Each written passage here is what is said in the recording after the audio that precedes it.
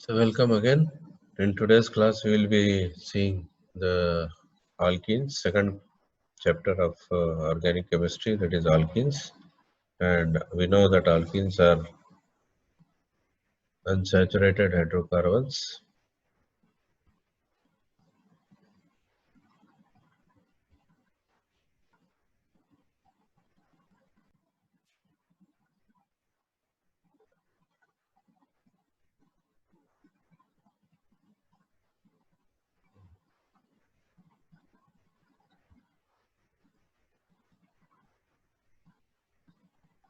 This is organic chemistry for some 1 degree course, that is alkenes. And now alkenes are also called olefins because they contain at least one carbon-carbon double bond. Some alkenes have double, that means two double bonds, they are called dienes. Here only one, at least one I am saying. They may have 2, 3, 4, any number is possible, and they are called they are called dienes, trienes like this. Example is ethylene, the general formula is CnH2n, and they are classified as unsaturated carbon. Each carbon will be in sp2 hybridization. Alkenes have similar properties like that of alkanes. They have very less boiling point and density, and they are non-polar, they are insoluble in water like alkenes, they are general properties. Next, vicinal bonds and conjugate bonds. If they have adjacent, they are called vicinal. Not necessary for us. Let us go for preparation of alkenes. So here alkenes are prepared in two methods, by two methods, very important methods, dehydration of alcohols and dehydrohalogenation of hydroalkanes. Same procedure, same mechanism. So I'm using only these two methods, showing you these two methods for preparation of alkenes. This is an alcohol. When it is heated with concentrated sulfuric acid and hydrogen, and this OH is removed, and you are getting alkenes. Similarly, in the dehydrohalogenation, one hydrogen and one halogen atom is removed. When it is heated with sodium hydroxide, we are getting reflux, means heating. We are getting an alkene. Now, here in the case, the problem comes when the alcohol is unsymmetric. Means OH is attached to the second, if chlorine is attached to the second carbon or third carbon, then where shall we remove the hydrogen? Dehydration means we have to remove H2O, one hydrogen from one carbon, OH from other carbon. So here we are removing OH, carbon is removed from first carbon, we are getting a double bond on the first, after first. If it is removed from the third, a double bond is obtained on the second. See here, in the case 1, 1 butene is obtained. In the case 2, 2 butene is obtained. And it was found that 2 butene is the major product. So what should be the rule? Here, hydrogen is being removed from that carbon with less number of hydrogen. That is, rule is called Setzeff rule. In the dehydration or dehydrohalogenation, remember this. In the dehydration of alcohol or the dehydrohalogenation of hydroalkanes, the hydrogen is removed from that carbon which is having less number of hydrogen. Hence, this rule is known as Setzeff rule. Reactivity of alkanes, if we see, alkenes, when you come to properties, now these are two preparations, now properties. Alkenes are more reactive because there is a double bond, and double bond is a pi bond, and pi bond can be easily broken. And when a pi bond is broken, what happens means we can get poles, negative and positive charge. That means they become more active towards either towards positive or towards negative charges. Electrophiles, nucleophiles, and free radical. Reactions of alkene we categorize like this. That means addition of hydrogen. When you add hydrogen, you get alkenes.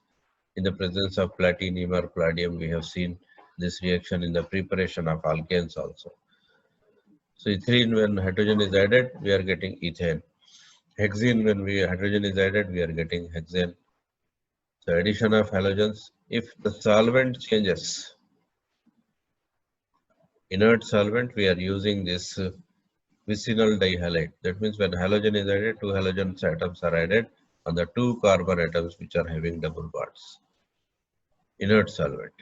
Inert solvent is potassium carbon tetrachloride, this is an inert solvent. But if the solvent is an aqueous or polar solvent, the reaction will not be that same. You see here, we are getting one OH and Br and bromine, two sides. So this is with the major product. This is called hydrohalogenation.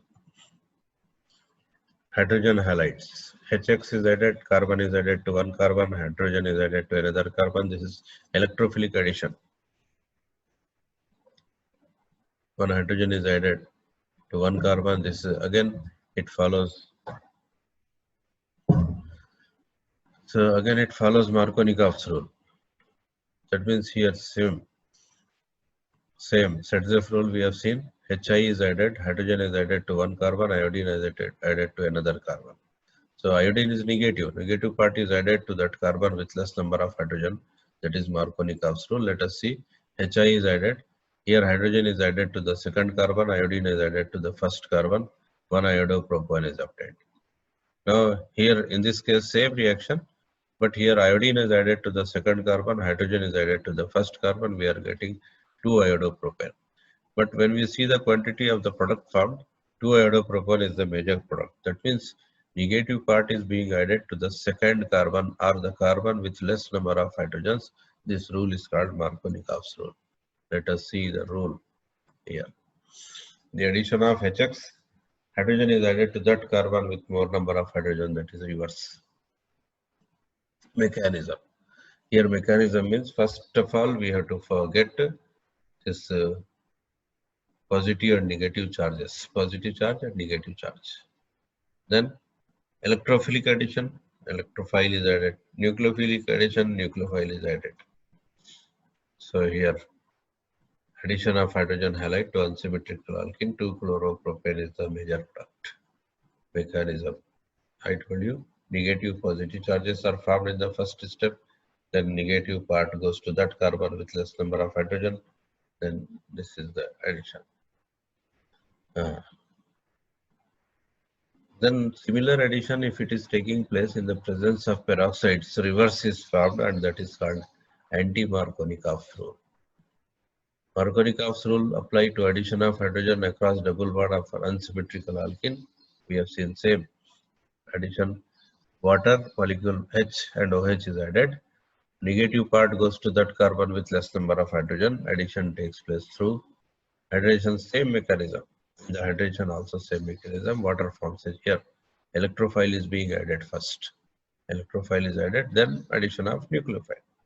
First break the molecule. Remember the mechanism. But the first step, the double bond breaks, giving a positive charge to one carbon, negative charge to another carbon.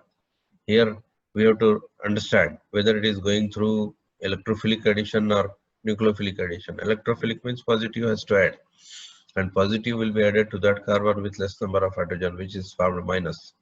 So here secondary carbon atom is formed. That is important. Anti-Markovnikov's rule in the presence of peroxides, the effect will be different. Here it undergoes through free radical mechanism. Hence, negative part goes to that carbon with more number of hydrogen, that in reverse of Markovnikov's rule. This is anti-Markovnikov's rule.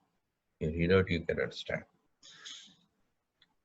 So addition is important. In addition reaction, they'll ask you the mechanism either on the addition of hydrogen or removal of hydrogen, addition of HCl or removal of HCl.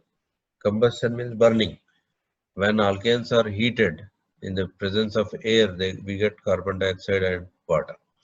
Any organic compound, when it is burnt in oxygen, in the presence of air, you get carbon dioxide and water with the release of huge amount of energy. This is called combustion reaction. Oxidation reaction, that means addition of oxidation. Oxygen is oxidation. You use any reagent, whether you use peroxide, you use some acid, peroxyacid, or you use ozone, that reactions are called oxidation reactions.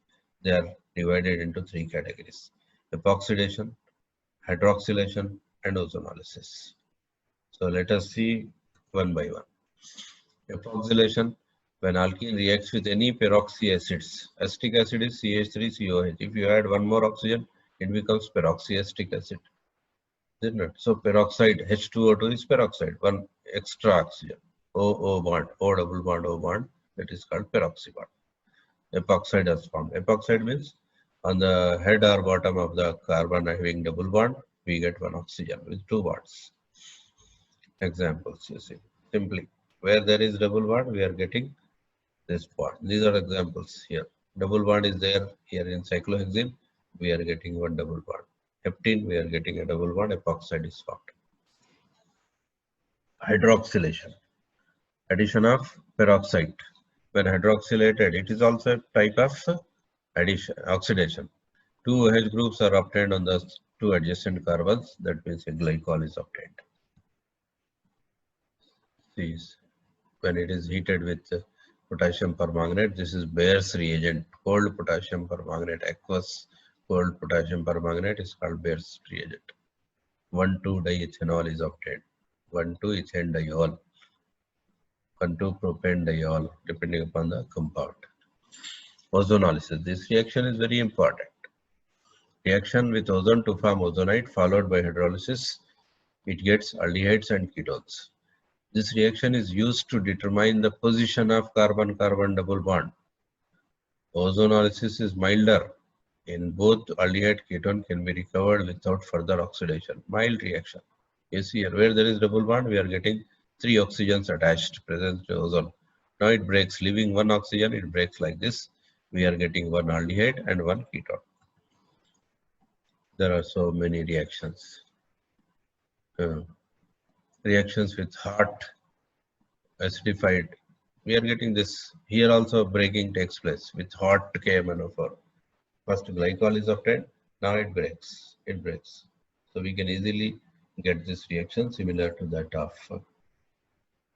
Next we have polymerization of alkenes. We know alkenes polymerize, double bond polymerizes. Ethylene polymerizes to polyethylene. What we are using polyethylene in every case, that is PVC, polyvinyl chloride, polystyrene, all these, they are the polymerization of alkenes.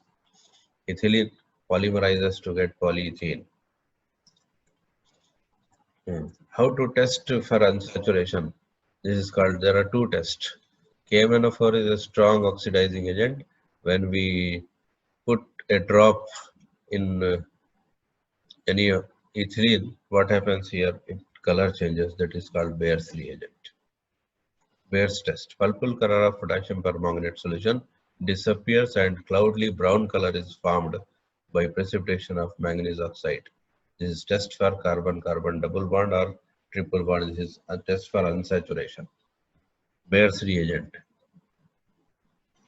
See here, Bayer's reagent. This is double bond. Potassium permanganate is used. Purple color is changing to brown color. This is a test for unsaturation. Similarly, bromine.